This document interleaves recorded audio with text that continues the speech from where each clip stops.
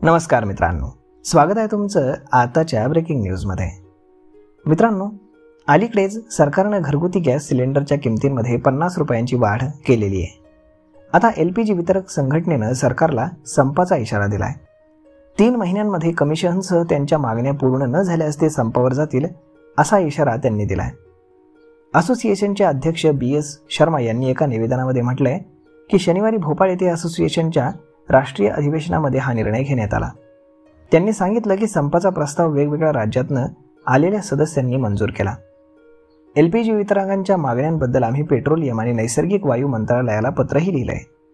LPG वितरकांना दिलं जाणारं सध्याचं कमिशन हे खूप कमी आहे आणि ते त्यांच्या खर्चाशी सुसंगत नाहीये।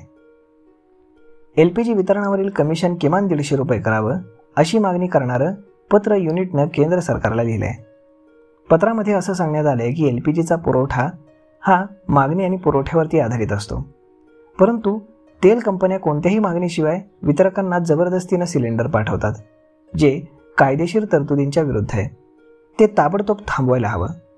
उज्ज्वला योजनेअंतर्गत LPG सिलेंडरच्या वितरणातही समस्या आहेत।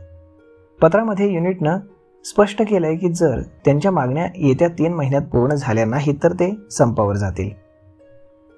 केंद्र सरकारनं एप्रिल महिन्यामध्ये गॅस सिलेंडरच्या किमतींमध्ये वाढ केली आहे। घरगुती गॅस सिलेंडरच्या किमतीत 50 रुपयांची वाढ झाली आहे। त्यानंतर देशाची राजधानी दिल्लीमध्ये गॅस सिलेंडरची किंमत ही 803 रुपयांवरून 853 रुपयांवरती पोहोचली आहे। तसेच मुंबईमध्ये ही किंमत 802 रुपये 50 पैशांवरून 853 रुपये 50 पैसे झाली आहे। तर दुसरीकडे उज्ज्वला योजनेअंतर्गत देण्यात येणाऱ्या गॅस सिलेंडरच्या किमतींमध्ये देखील ही वाढ लागू असणार आहे। तर मग मित्रांनो, अशा पद्धतीनं जर गॅस वितरकांच्या मागण्या सरकारनं मान्य केल्या नाहीत तर तुम्हाला गॅस सिलेंडर घरपोच मिळणार नाही। तर मग मित्रांनो, हा व्हिडिओ, ही माहिती तुम्हाला कशी वाटली हे तुम्ही आम्हाला कमेंट करून नक्कीच सांगा। आणि जर आवडली असेल तर आपल्या जवळच्या मित्रमंडळींसोबत देखील हा व्हिडिओ तुम्ही शेअर करायला विसरू नका। धन्यवाद।